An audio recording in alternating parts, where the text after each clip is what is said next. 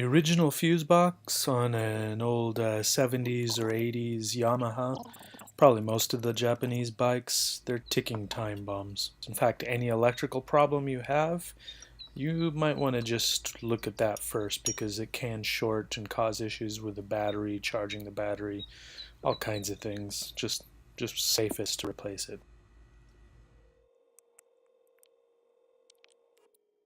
Next, I have to drill some holes, so looks like we'll be taking this off. On a side note, the airbox lid, it's not the only place that you can put these fuse boxes, but it's probably the most sensible place. Okay, and there's my airbox. Probably need to replace that soon. Alright. It ain't pretty, but kit comes with a little template to match up to those holes so that I can drill holes on this side. So one of the holes is already there. Yep, okay. Cool. Alright, one hole drilled. There's any number of ways you can do this. You could make your own. You can still buy a kit with the original glass style fuses. I opted for the ATC blade style. You know, join the 21st century. Although, I guess those things have been around since the 70s.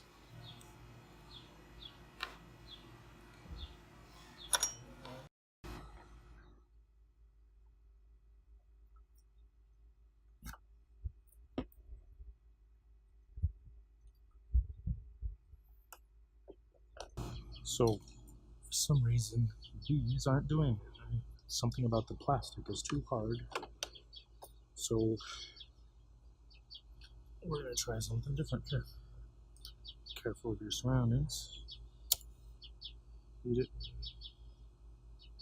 so you see it start to turn black. Yep. There you go. Work fast so you don't burn your fingers. Stripped. Little anti-vibration rubber pad, I'm guessing. It's right over the holes. That you used your template to cut in the right spot. There you go. Same order that it was. And screws. If you're curious, you can get this kit over at XJ750 So when you get the kit, it comes with a couple of rubber pieces that you use to space the seat higher, because you'll notice this is, I don't know, twice as tall as the original fuse box. So you'll need that. Yeah, translation, bits of rubber hose somebody split down the middle. Add connections. Here's the bag. Connections. Pre-stripped.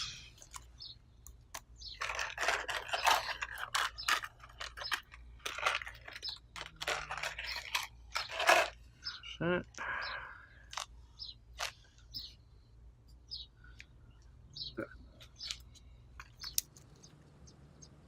That's pretty much.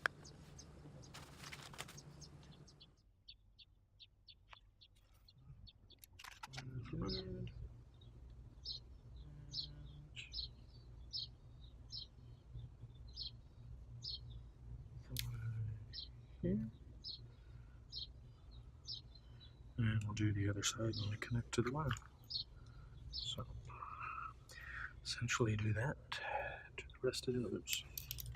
And I should add, have the right size.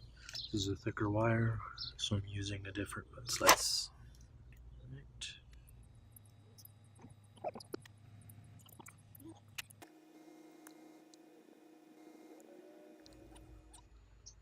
Now, get your crimping tool, red for red.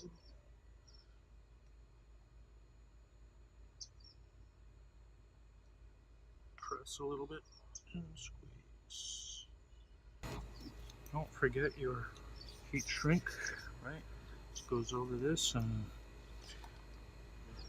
take Red is the main, red and yellow is the headlights, brown is the turn signal, in this case tan. Thicker one goes on this side, the in, the out, and the last one here is red and white for the ignition. And use this little guy to guide them in because my fat fingers won't fit. They will, but not gracefully. Alright, take a couple of tries to get them lined up in there again. Use the end to pop them on. That's why I got the angled. And alright, tuck these guys under here. Come on there. There we go. And maybe you can see it better on this side. Oh, you probably should put a little bit of dielectric grease there, but you know. Right, and push that guy on. Sometimes maybe my fingers are better than that. Alright, and 2 extras if you're adding stuff on, I don't know what, fancy aftermarket radio or something. There you go. So the mechanic side of my brain is lecturing the "but I want to ride my bike now" side of my brain. And if you get the same thing, it's probably because these are not the best way to do this. You should really be soldering these. So let's see how this goes. We'll start with a thick one here because I want to see how good my soldering gun does on thicker wire here. And so we're gonna get rid of the little butt slice, butt slice. And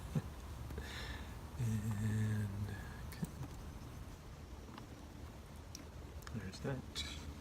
And let's clean them up.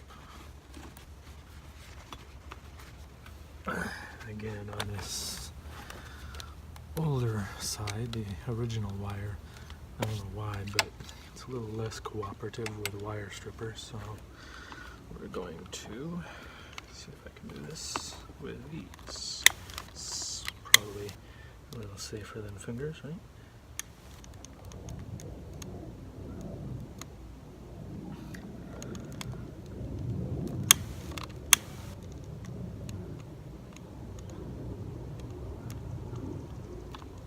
That's good. Okay.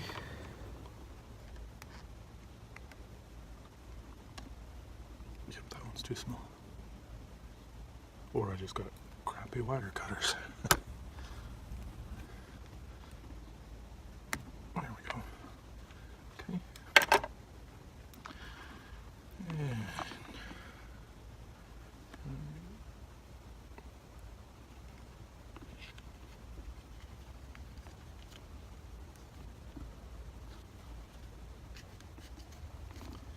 okey doke.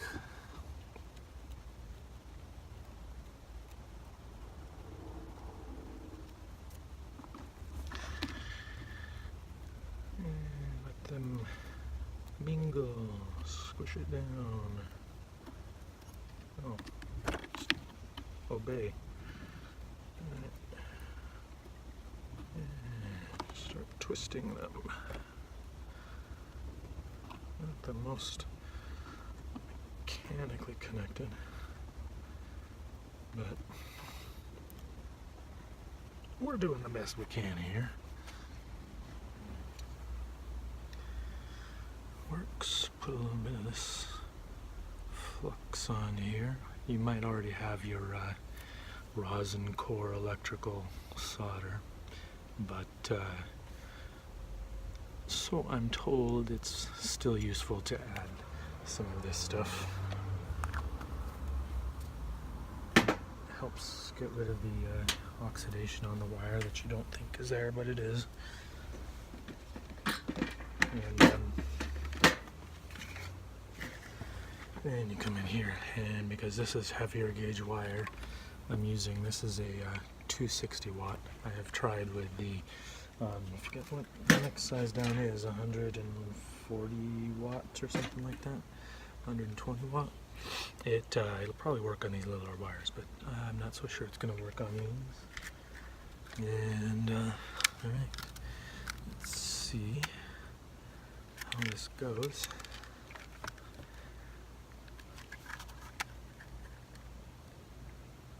Heating this up. Thicker wire might take a minute.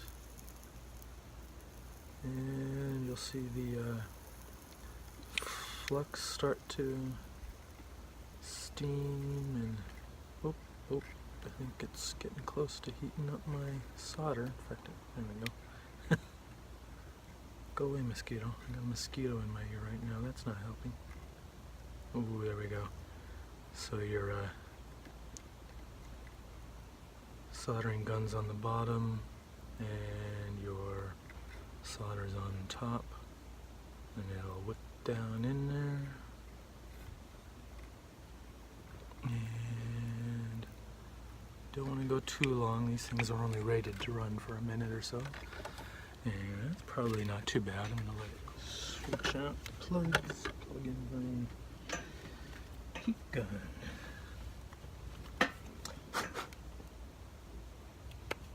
Okay. And that's just an extra level of protection, right? In case any water gets in here. And okay, now I got too much. But I don't think there's such a thing as too much of that, except when you have to clean it off your damn hands. And get what I can in there, kind of wiggle it on there, and clean off some of this excess. Right, let's see. Start in the middle.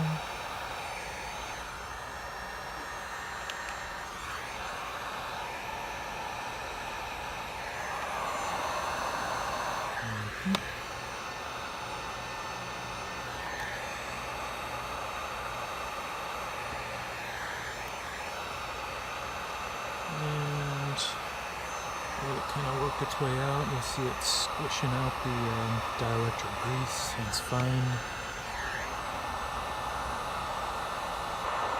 Okay. Nothing's steaming yet. There we go. That's what you want.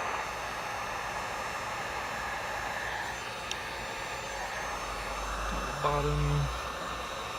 See if I can do it with any, bikes catching on fire. Alright.